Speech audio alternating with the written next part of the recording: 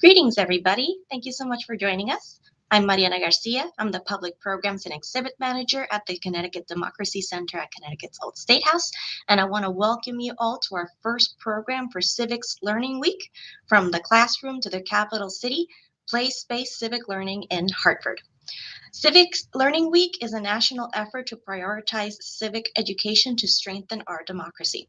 It brings together students, educators, policymakers, and leaders in the public and private sectors to highlight the movement for civic education in states and communities across the nation. Governor Ned Lamont has officially proclaimed this week Civic Learning Week in Connecticut, and Secretary of State Stephanie Thomas has issued an official citation honoring all the people and groups in Connecticut who helped to elevate civic education throughout the state. And the Connecticut Democracy Center is a proud partner of Civic Learning Week, and to celebrate, we are offering a variety of virtual and in-person civic programs, exhibits, resources for all audiences from March 11th through the 16th, 2024, including this program here today. Later in the week on Wednesday at 4 p.m., we will also be joined by Secretary of the State Stephanie Thomas, Commissioner of Education Charlene Russell Tucker, and Connecticut's first kid governor, Elena Tipton, for a conversation on the lifelong impact of early civic education can have on our students. So please make sure to check that out. And for more information on everything else that we are doing for Civics Learning Week, please do check out our website, which you see on the screen right now. And you'll see just a schedule of all the things, all the programs and offerings we have at the Old State House and online for you this week. Mm-hmm. So to start things off, I just want to welcome all of our state government partners who are joining us today. We have Allison Chandler. Where did Allison go? Here you are. Allison Chandler. We have Deborah Shander. We have Jacob Orcutt, Jennifer Matos, and Kim Fabrizio. They are going to be telling you each about what they do, how they are helping civic place-based civic learning. And we will be discussing the importance of place-based education and fostering civic awareness and engagement. And we'll also be learning about some of the unique programs available for students and the public at all of our different sites all around Hartford, including Connecticut's Old State House, the State Capitol, the Supreme Court, the State Library, and the Museum of Connecticut History. And we will also have a look at all of our classroom-based civic learning programs and resources. So hopefully by the end of the hour, you'll be just inspired and have lots of new ideas for your next field trip or your civics-focused lesson plan for your classroom. So first of all, thank you all and each of you for joining us today. We are so happy to have so many people from so many partners around Hartford. And I think we are ready to start things off. So I have a couple of questions for you to see if we can learn a little bit about your programs and your sites. And I'd like to start off with this question. Who are you? What do you do for work? And where do you work? And also, please share the physical location of your site. So anybody who would like to begin? I'll start. Mm-hmm. My name is Allison Chandler. I am the Program Manager for Education and Outreach for the Connecticut Judicial Branch. I have two offices that kind of facilitate my two different roles. One is at the Supreme Court in Hartford, and that's at 231 Capitol Avenue, and the other one is 99 East River Drive in East Hartford. I will go next. I am Deborah Shander. I'm the state librarian, which means I run the State Library Agency, which is in downtown Hartford. Coincidentally, also at 231 Capitol Avenue, we actually share a building with the Supreme Court. And so if you ever do come and visit, we would love to show you around the facility. But we do have a couple of other locations across Hartford and in the surrounding regions, but our main facility is at 231 Capitol as well. And the Museum of Connecticut History is also located within the same building. So it's the Connecticut State Library and Supreme Court building, which was built in 1910 to house both branches of both the executive and judicial branch. But this Museum of Connecticut History was designed to be kind of the centerpiece of the building. And so if you walk into the building at 231 Capitol Ave and kind of head towards the back center, you'll see Memorial Hall, which is right behind me.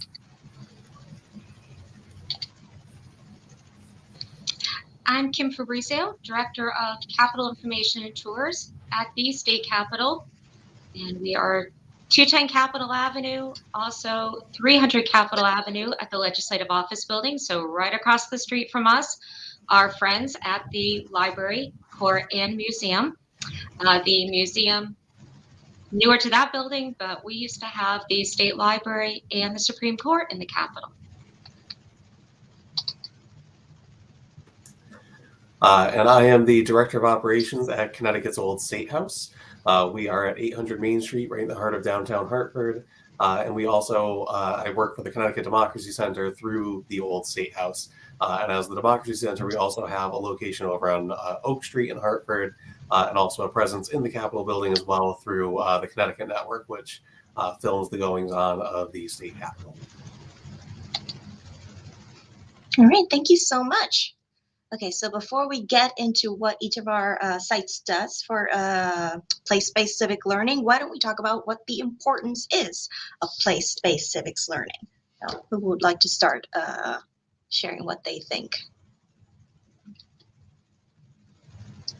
We can do the same order that we had in the first round. So I'll jump in. Would like to start? Yeah. So I've given tours of the Supreme Court for many years. I've also had the opportunity to give tours of the court from the museum. And I've really learned the importance of learning about something in the location where it happens. Especially with some of our younger students, it can be hard to really grasp what we're talking about when we're not in the location where it happens. So to have students come to us at the Supreme Court and be able to see the bench and be able to sit in the seats that they would sit if they were observing court, just really helps them get a deeper sense of understanding of what we're trying to teach them.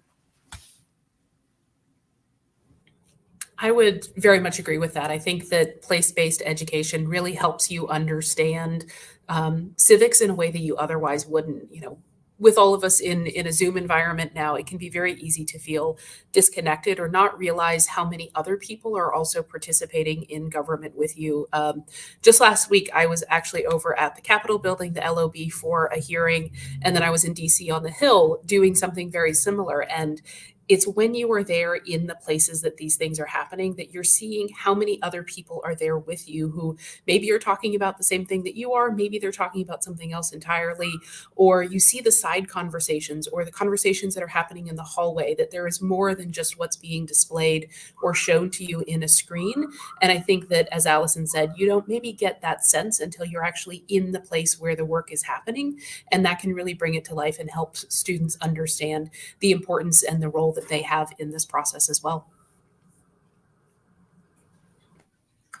I think place-based learning, particularly in museums, is very important because obviously the students are going to be exposed to the stuff, and it's just so visceral for them to be able to, you know, see all the portraits of the governors or to see different founding documents with their very own eyes. It really does make everything come to life.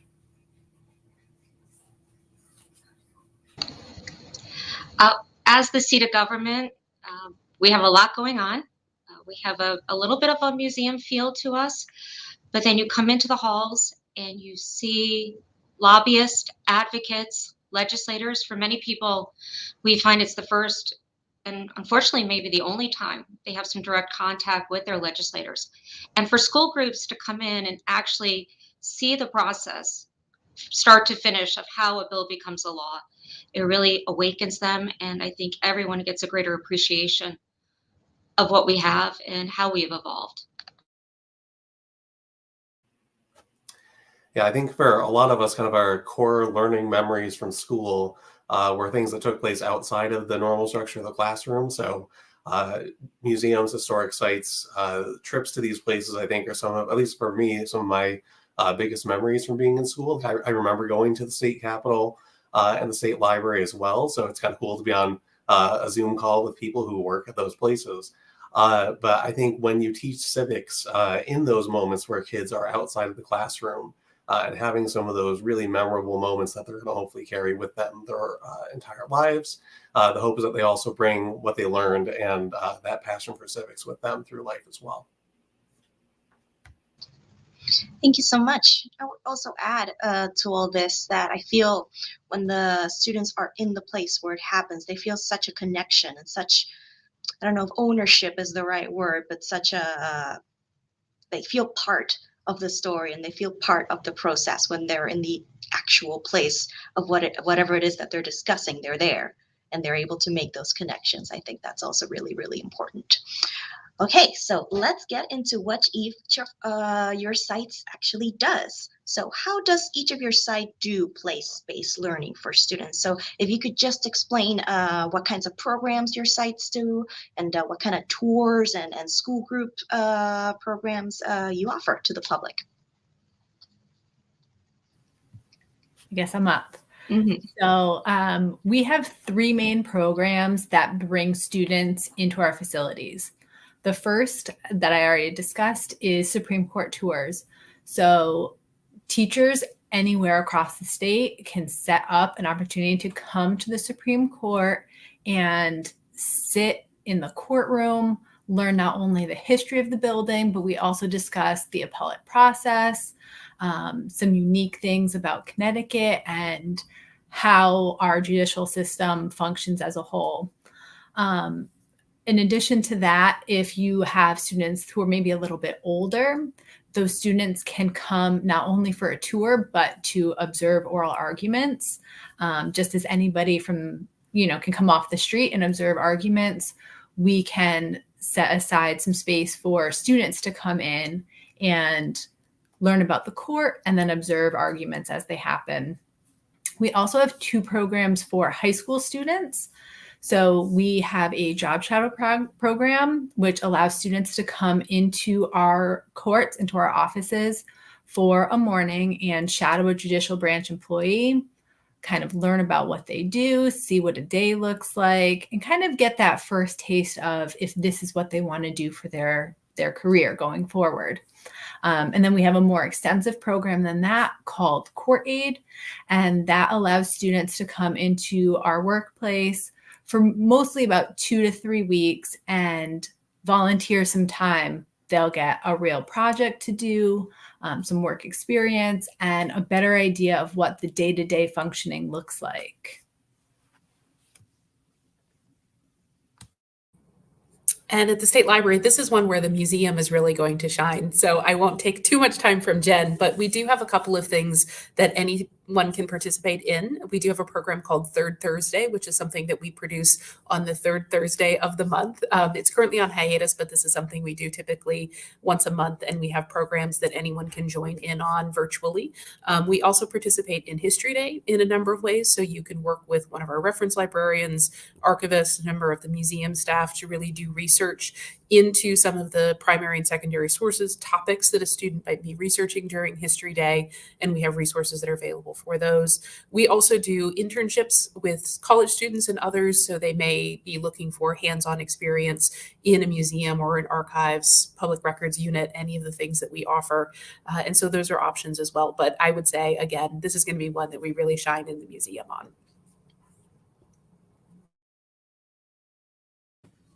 Thank you, Deborah. The museum hosts many school visitors every year, and a lot of them come from right across the street. A lot of them are taking tours with Kim of the Capitol, and they come over to our museum largely for a self-guided experience. So we kind of gather them in this really beautiful memorial hall and tell them a little bit about what we have, and then they can actually go on their own and explore, which they really enjoy, just kind of going wherever their fancy takes them. A couple of the really notable things that we have here on display are items that are part of the State Archives collection, including the charter that was granted from the King of England in 1662. And so seeing a massive old document like that is really impressive to the kids. We also do offer a scavenger hunt for people, anybody who, it's on our website, if anyone wants to come in and kind of have a little bit of a guide to take you around the facility and look at some of the exhibits. And I also want to mention that we have an excellent research center at the State Library that's outside of the museum, but in the State Library building.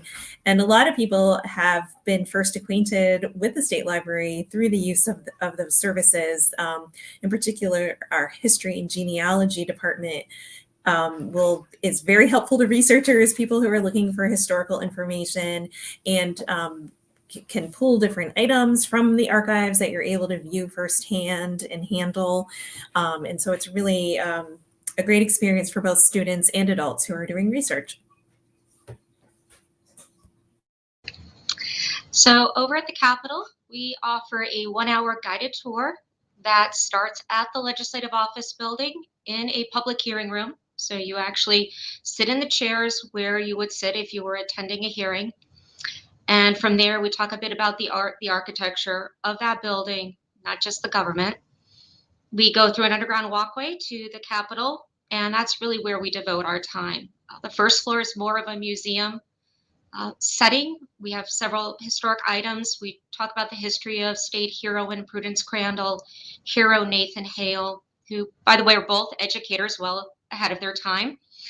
We focus on what's called the Genius of Connecticut, a replica of a statue that once topped the Capitol Dome.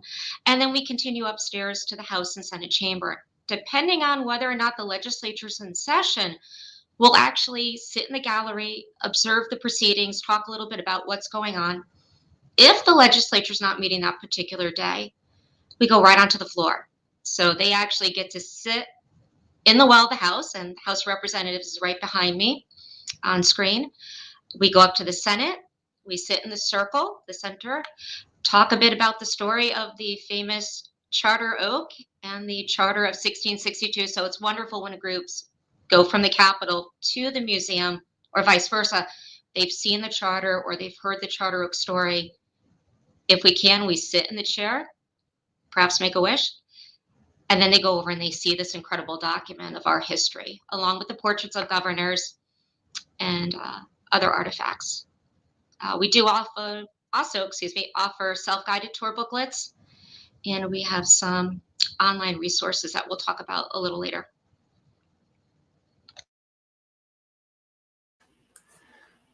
So like the Capitol, we're pretty fortunate to have a neat background to civics. My background as well, here the Senate chamber that I'm in. So it's a great place to bring kids in to learn about how laws work in the place where laws were actually passed, a couple hundred years ago. So we really lean into that.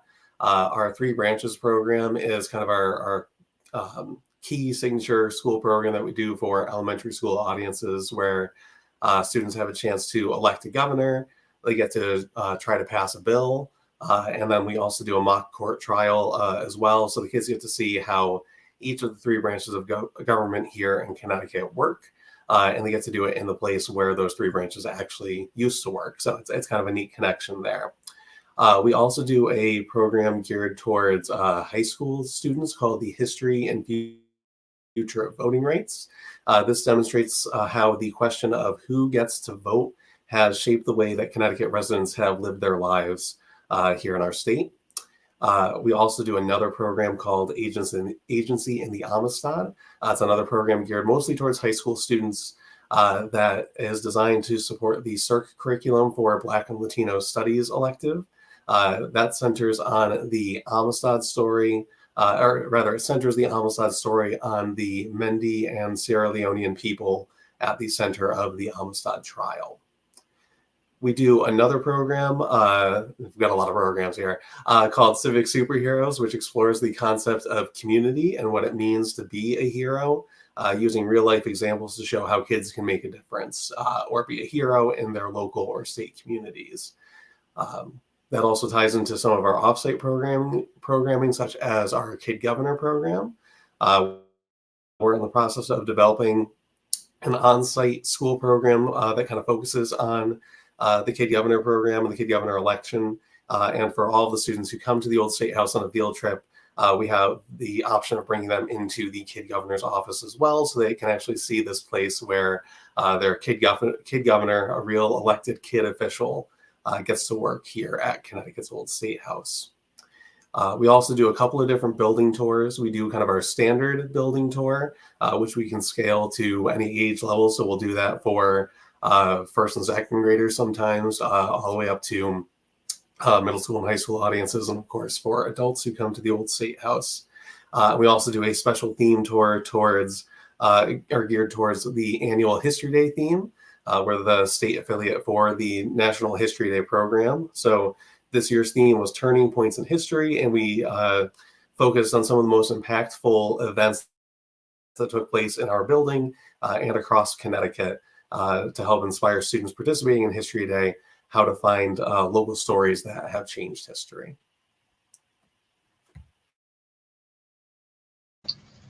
Thank you so much. So many things to do. All right, so I know some of you already alluded to this during your answers, but how do your programs support what teachers are discussing in their classrooms surrounding civics, in case there's anything you would like to add to your previous answer? I'll add a little bit. So for a lot of students, when they learn about the judicial branch, they learn that their opportunity to participate is as a juror. That's certainly true, and it is important. However, I think our programs show that there are more ways to participate.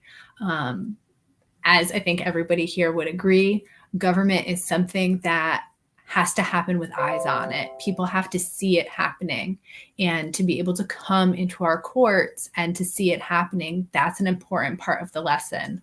Additionally, our placements for students in the courts where they're working is a chance for kids to learn that their role doesn't have to be limited to that of a lawyer or a juror. There are roles for all different kinds of people within our branch, and this is a way for them to learn that. I think one of the things that we can do to enhance the classroom experience is our agency exists to be sort of the storehouse of information for the state. We have the primary source documents that are being discussed in the classroom, and you can see them in the museum, as you've heard about the charter, but we have many others, and it's a way to either allow students or teachers to see those in person or to read about them and get resources, talk to people who have in-depth understanding of those documents. And so it can really enhance the work that is happening to actually see the documents and the objects that are being discussed in the classroom. And that, again, can help you better understand the experience and the role that students can play in that process, and help make it an experience that helps them understand really kind of that these things really are happening and are true, and that they can participate in them as well. Deborah is absolutely right. The State Library is really the repository for so many important state documents, as well as the artifacts in the museum. And the State Library really shines in its ability to make those resources accessible to the public right from your classroom. So there is the Connecticut Digital Archive, where a lot of our materials are housed, so that you can just do a search and pull up some of the primary documents to use in your classroom. Also, the museum is working on bringing up our collection to a digital venue, but in the meantime, you can access our collection of governors' portraits with biographical information about each governor, so you can learn about the different periods of Connecticut's history and who was leading the state at that time. And I think the important thing about that is really helping kids think about history in terms of people, not things. So really enabling them to kind of put a face with a name, with a period, that these were people just like us today who were contributing to Connecticut in their own way.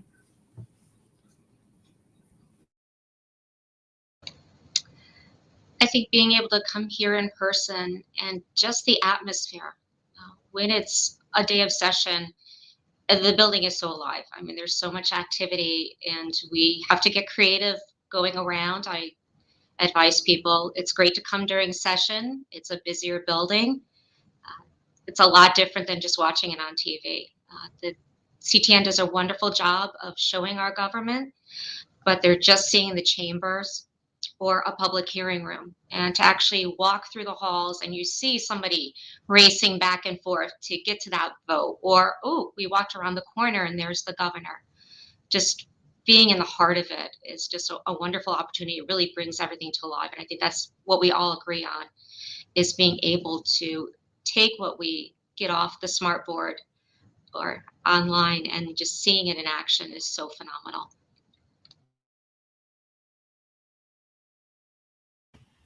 So a lot of the students who come to Connecticut's Old State House are already participating in one of our offsite or in classroom programs. So for students who do come for a 3 branches program, if they're an elementary school group, they may either be participating in Kid Governor in their school, or there may be other if they're a 3rd or 4th grade class, there may be a 5th grade class participating in their school for the Kid Governor program. So being able to see the Kid Governor office is kind of a cool connection there. And then for our middle school and high school students, a lot of them are participating in History Day. So they can pair a History Day workshop when they're at the Old State House for their field trip and kind of enhance their experience that way as well. But all of our school programs are developed with the state social studies frameworks in mind. We're trying to connect to the standards that teachers are using in their classroom so that when they come to the Old State House, it's really an extension of the work that they're already doing in the classroom. And we always try to touch base with our teachers if we can before they come to the Old State House to see where they are in their lessons so that we can try to meet students where they already are in terms of their familiarity with some of the concepts and terms that we're going to use in the program. Our goal is really just to be an extension of what they're already learning and to hopefully make that come to life a little bit by learning about it through a place-based experience. Thank you so much. Wonderful. All right, so the class has come to your site. They've taken the tour. They've taken the school program. They loved it. They're so happy. So these students, what would you like them to walk away from your site with? What would you like them to tell their classmates or their families about their field trip? What do you want them to have learned and take with them when they leave your site? So I think it's easy to say, I'd love for them to walk away, understanding the intricacies of how our branch works. Connecticut's unique in a lot of ways. But I think more than that, if you've ever been to the Supreme Court, it is a beautiful room.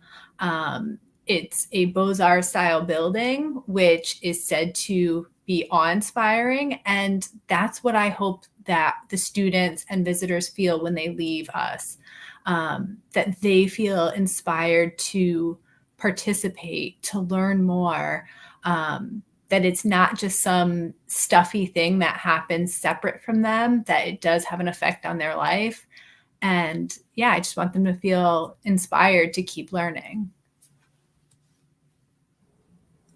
I think what Allison said is really key. We want students to walk away feeling inspired and to understand that government is not just something that happens outside of them. It is something that is approachable and it is understandable and it is something that is easy for them to participate in, whether that is through the Supreme Court, through the museum, any of these other things. The government exists to serve the people and to be representative of our interests, and they can participate in that in very easy ways. And we want people to understand, we want to hear their voices, we want them to participate. And this is why all of us are here today, is our jobs exist because we are here to help people understand that the government is for them and we want them to be participating in it. When people visit the Museum of Connecticut History, they're going to be surrounded by stuff, some of the coolest stuff that the state owns, and not just in the Memorial Hall, but into additional galleries. But what I really want visitors to walk away with is to think about the people attached to the stuff. So the stuff, the things are just the pieces of history that are left, but they all have a connection to the people of Connecticut. And I think when you're able to look at history that is really people focused, it makes you understand that we right now are making history and that what we're doing will be history. And I think what the prior panelists have said is exactly right. You want to inspire people that it's not just something other people are going to do. It's something we're doing right now. I think one of the big things is the understanding that this is your building. It is your seat of government. You have a role in it. Just the last week, we had a group of middle school students. They took the tour last minute, arranged, but they were here primarily to show their support for a classmate who was testifying before one of the largest committees, the Finance, Revenue, and Bonding Committee, on a school-related issue. And just for them to be able to say, we're in the building, we're having our voice heard, and that we do have this right and this opportunity is phenomenal. Capital Information and Tours is operated through the League of Women Voters, and the League primary focus is really to encourage informed and active participation in government. And when you come here and you see what goes on, we hope people go away saying, I can do something. My community, my school, my town government, we can get involved and maybe someday work here. And I think it was also mentioned that it's not just the government here. We have people working, helping out the citizens. So there are many opportunities to be involved in government, but not necessarily be the elected official. But primarily, we want them going home knowing this is their building and they always have a right to be here. So I think similar to what Kim said, I really hope that when students visit Connecticut's Old State House, that they take away a better understanding of how state government works, but more importantly, at least one way to make a difference that has resonated with them. So whether it's something big like running for office, becoming an elected official, going into a career in law, or something smaller like voting, or just finding a way to do something in or for your community to make it a better place to live. I think that's always exciting when we feel like we've made a difference with these students and that they're going to take something home with them, especially civically wanting to make a difference in their community. But another thing that's really exciting is when students show just an excitement about museums. So this past weekend at the Old State House, we actually had a family come in who the student had been here on a field trip earlier in the week, and they went home and they just had to make their parents bring them back to the Old State House so they could show them some of the cool stuff that they had seen on their tour. So when students leave with an excitement about museums and historic sites, that's always really neat to see too, because we love seeing the families that come to the Old State House as well. Thank you so much. And it's not just students that our sites serve, right? It's also teachers and educators, administrators. Could you also share what you would like teachers to walk away from your site with? How they would like to, how you would like them to see and work with your site? So we want the teachers to feel that same sense of inspiration. So a lot of times we have teachers who grew up out of state. They didn't grow up in Connecticut. This is the first time that they're really seeing how the courts work here. So we definitely want them to have that sense of inspiration as well. We also want them to leave with an understanding of how many other things we have to offer them, how many free resources there are to help them in their job of educating the children. We have a lot of classroom-based programming that's available. And so we hope that they leave with a sense of a relationship that they're going to come back to us year after year, and they're going to engage in all the other programming we have as well. I feel like I'm just echoing everything that Allison says. The relationship is really the key in this situation. What I want a teacher and educator to walk away feeling is they have met somebody who is a resource. They have come to a place that is a resource for them. I was an educator myself before I joined the state library, and I used to tell my students, if you remember nothing else about what I am telling you, I hope that you remember I am available for you as a resource when you have questions, when you want to do something and you don't know where to turn. We are available. And that's really what we are at the state library as well. We are every day, the decisions that we are making about the collections that we are highlighting, about things that we are preserving or digitizing or making accessible or sharing in a variety of ways, it's because we are doing it for our citizens, for our students, for our teachers. And that is what our purpose is. And so we hope that you will always see us as a resource, as a place to come, as somebody that you can consult with and ask questions of, and help you. We can help develop your classroom resources, your teaching, all of those things. So again, it's really about you've made a connection with the people behind the institution. I think making sure that Connecticut teachers and educators are aware of the importance of Connecticut history. It is our history. It is important nationally. So a lot of times the textbooks are teaching about a national history, but every national story has a local root. And so thinking about local history, or in this case, different stories of Connecticut history, everybody that's represented in the museum is part of Connecticut, all the different, 167 towns. And so I hope that educators will remember that not only are there great Connecticut stories that tell a national history, but they are even probably more likely to engage their students when the students realize that it happened right in their own backyard. I pretty much agree with everything that's been said. I think that's the great thing, is that we're resources. We're always learning. So if I have somebody on tour who comes up with something that I haven't heard, I'm going to look into that and say, thank you. Thank you for bringing that to our attention. That's something new to focus on. But I think understanding that, oh, wait, I can call a legislator and have them come into the school. We try to facilitate meetings with the representatives and senators from a school's town. And on occasion, they come in and they'll introduce them onto the floor of the House or Senate. They'll join the tour. They'll share what they do. And I think just the whole idea of sharing and having those opportunities and resources, I think that's all that we're consensus, is that resources and sharing and having that information available. Thank you so much. Oh, sorry, Jacob, I forgot you. No, that's okay. Not a problem.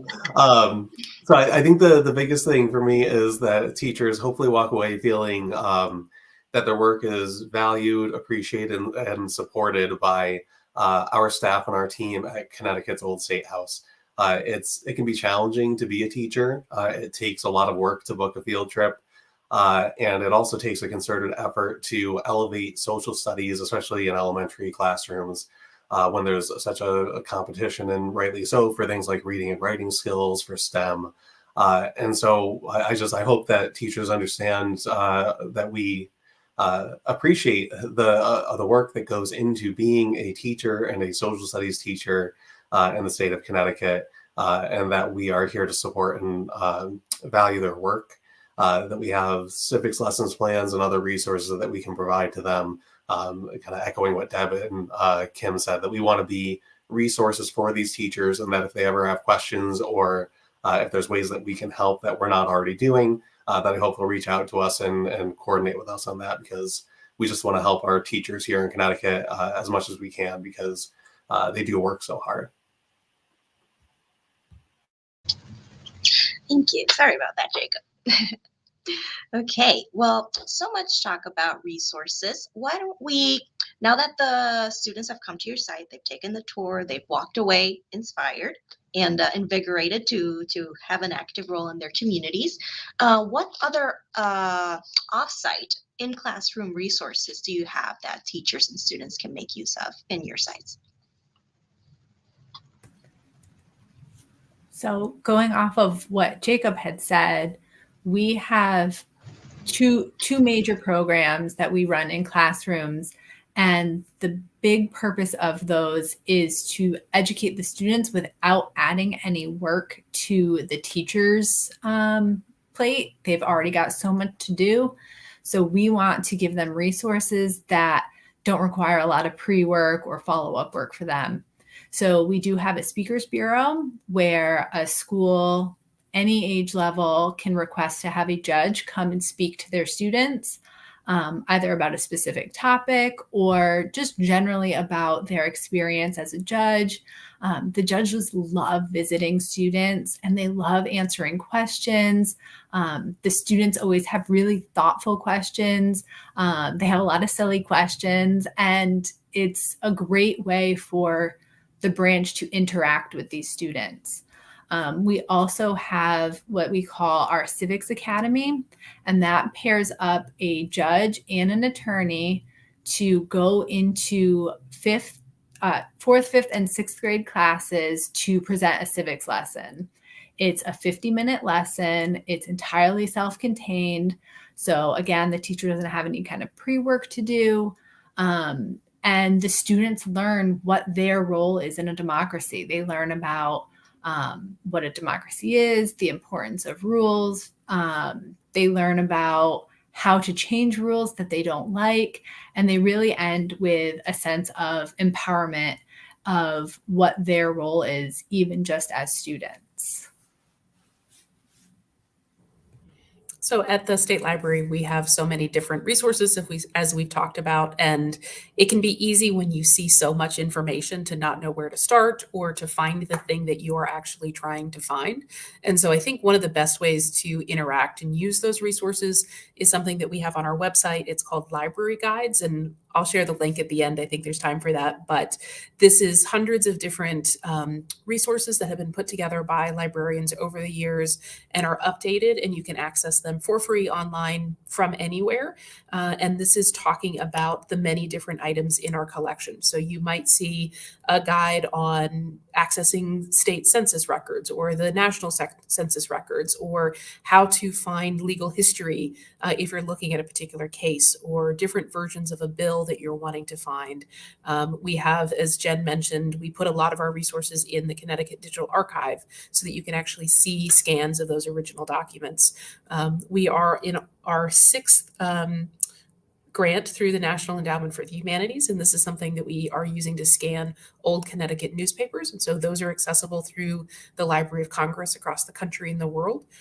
We produce publications like the Public Records of the State of Connecticut. We have maps and archives and photos and everything that anything that you might be interested in about the state of Connecticut, from aerial maps that were taken during specific periods of time, census records, just a wealth of things. And so I would really recommend taking a look at those library guides, the finding aids that we have for our archives collections, because you'll be amazed at the wealth of resources there. And then all of the links that you'll be able to find to access them and look at all of those resources. And of course, the people who are able to come and speak on those topics as well. As part of the State Library team, the staff of the Museum of Connecticut History does go out and also give talks to classrooms. We have a series of outreach programs that are on our website that will come to your classroom and present.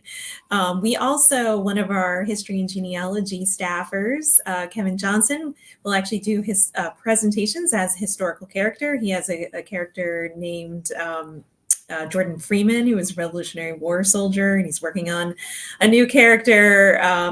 And we also are, as we were saying before, just very open to teachers' ideas. So if you have a topic that you're interested in, you want to tailor something specific, especially when we have a collection item that would really help tell that story, we're happy to create something for teachers and students as needed.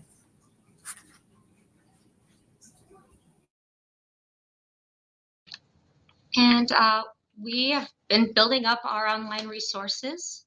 We have versions of the self-guided tour of the Capitol, Legislative Office Building, the exterior statuary.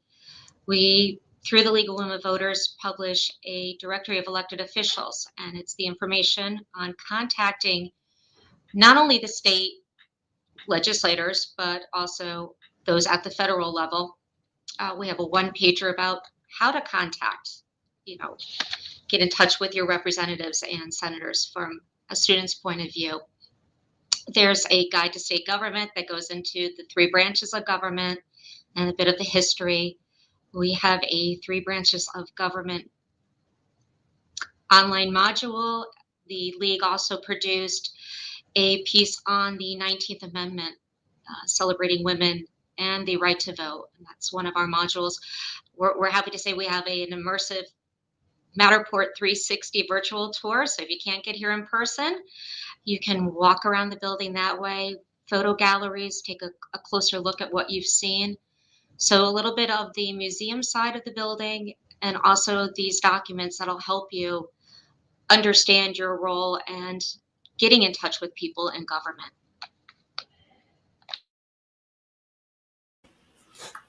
So I know I've already talked about this a few times, but not to sound like a broken record. We have our kind of 2 key flagship programs, which are Connecticut History Day and Connecticut's Kid Governor.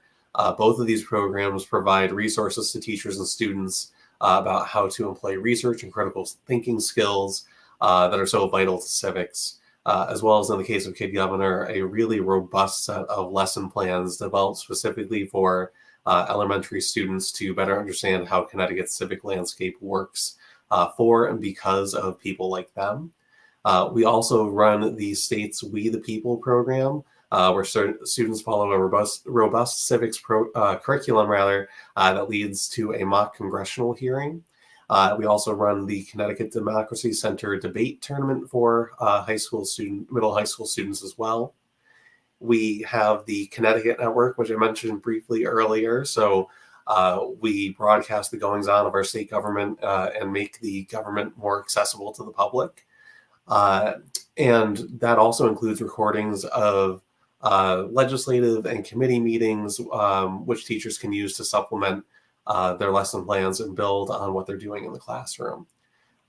CTN also records a lot of the in-house public programming we do, especially Mariana does a lot of these programs. Excuse me.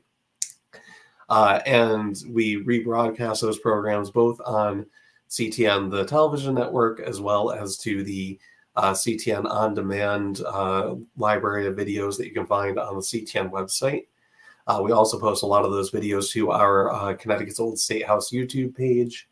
And we also we manage the Connecticut Freedom Trail. So we do a lot of great programming through there as well that can also add to classroom experiences and discussions as well. So those you can also find on the Old State House YouTube page, or you can find it on the Connecticut Freedom Trail YouTube page as well. Thank you so much. Jennifer had to leave, but just a big thank you to Jennifer for having joined us today. But be a shame to not plug Kevin Johnson that both Allison mentioned. No, Jennifer's the one who mentioned Kevin Johnson, who is going to actually be doing his character with us at the Old State House through the Freedom Trail later this month on March 27th, if I'm not mistaken. So do check out our YouTube page on the 27th to see what Kevin Johnson can do in his characters. Okay, so what else do we have? Okay, so my next question is, how does having civically informed and engaged visitors impact your institutions? So for the judicial branch, having civically engaged visitors helps that by the time they are old enough to participate by way of being on a jury or they're a party to the case, our branch really functions on the trust and confidence of the public who we come into contact with.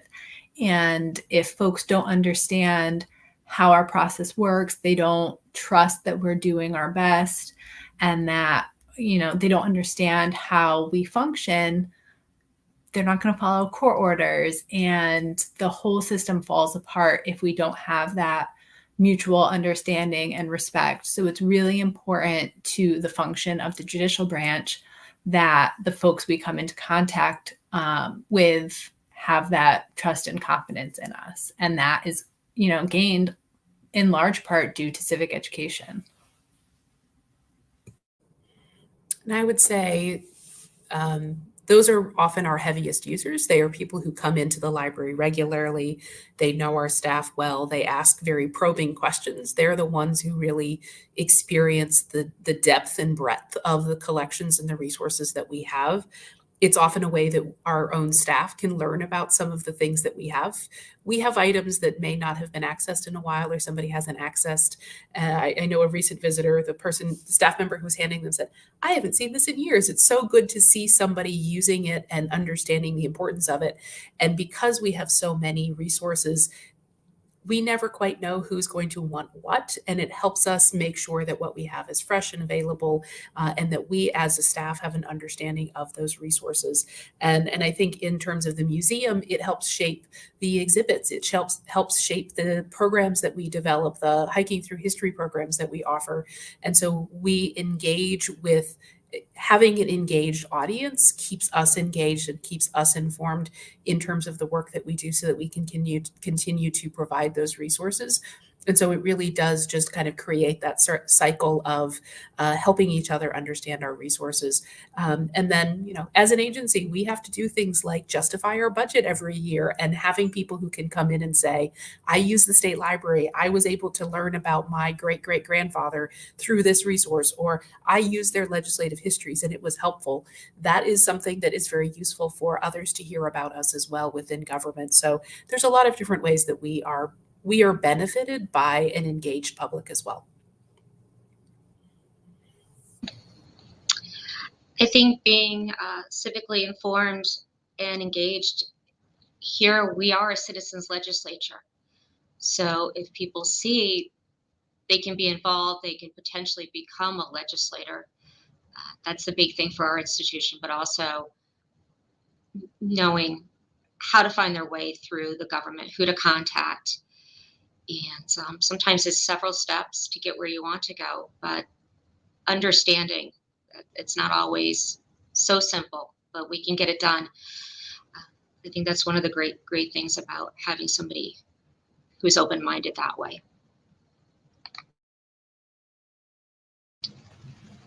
I forgot you again, Jacob. I'm sorry. That's okay.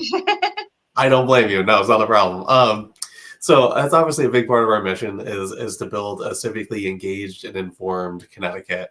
But in terms of how it impacts our site when people are civically engaged, I feel that being civically engaged is something that kind of builds upon itself. So once you get involved in one way, it tends to snowball into other ways of being involved and engaged in your community. So our hope is that when we get visitors who maybe aren't super excited and passionate and engaged yet, that we can help provide that first step towards getting there, because we really do believe that once you've taken that first step towards civic action, it's only going to build from there, and you're going to get more and more engaged, which is, of course, what we want. But for those visitors who already are there, who already are engaged and informed, we hope that they get to take that next step of engagement with us. Through a lot of the programming that we offer, we hope that we can provide some inspiration to the people who live in our state to find new and different issues that they may not have been aware about, that they might feel that they can and want to make a difference on, or that we can connect them with other people. I think that's one of the things that we do really well, is kind of a convener of people who care about the state. So you might see somebody on a program and reach out to them to try to make a difference on the cause that somebody else is already working towards. So again, it's really hoping that we can help people take that first step into civic engagement, and then help them take the next step and the next step after that. That's wonderful. Apologies again, Jacob. All right. Thank you so much, everybody. It was such a joy to learn more about your sites and all of your offerings, and share a little bit about what you have available for the public. So where can people go to learn more about your sites and your your opening hours and all of the programs you have coming up, where can people learn more about you?